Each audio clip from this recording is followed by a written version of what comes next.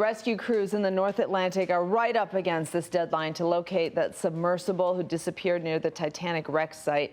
So it really disappeared on Sunday, and here we are Thursday. Fox's Doug Luzader joins us live from Washington, D.C. with the latest.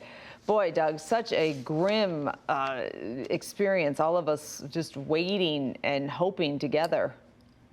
You know, and you reach that sensitive juncture where it's a question of whether it's a rescue mission or does it become a recovery mission. The Coast Guard says they are still hopeful that these 5 people on board the submersible will be found alive. Over the forbidding waters far into the Atlantic Ocean, aircraft continue their search patterns looking for any signs of life. And sensitive sonar buoys linked to P-3 surveillance planes have heard more suspicious sounds coming from below the surface. Several P-3 flights have heard noises as yesterday, and we put assets there. We relocated assets immediately. Assets including surface ships and remotely operated vehicles in a desperate attempt to find Titan, the submersible bound for the wreck of the Titanic that disappeared with 5 people on board and 96 hours of air, set to run out today.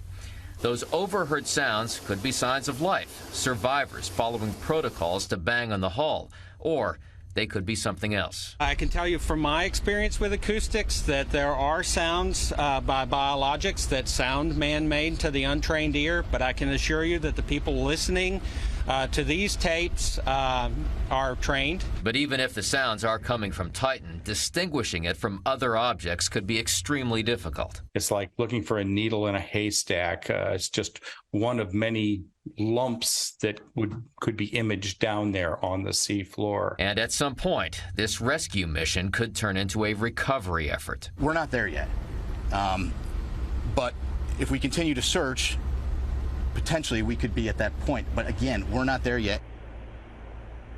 Despite the fact that we have crossed that 96-hour threshold, and that's been discussed from the very beginning here, that this vessel had 96 hours of air. It's just an estimate. It's possible that air ran out before 96 hours, and we crossed that point just a few hours ago. It's also possible that it may be extended significantly beyond that. We just don't know, one of many unknowns, as this search continues. Dina. I know there's some speculation that if hypothermia sets in, that might help slow down the body process, thus reducing the requirement for oxygen to some extent.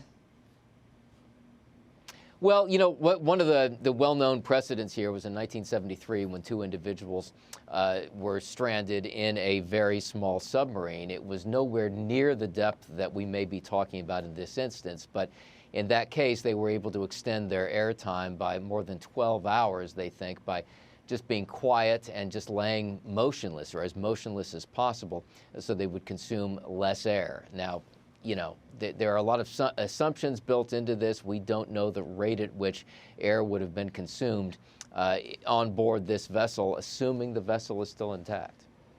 Yeah, really just terrible to think about. Doug Luzader, I guess we'll just keep waiting and hoping for the best and looking for answers.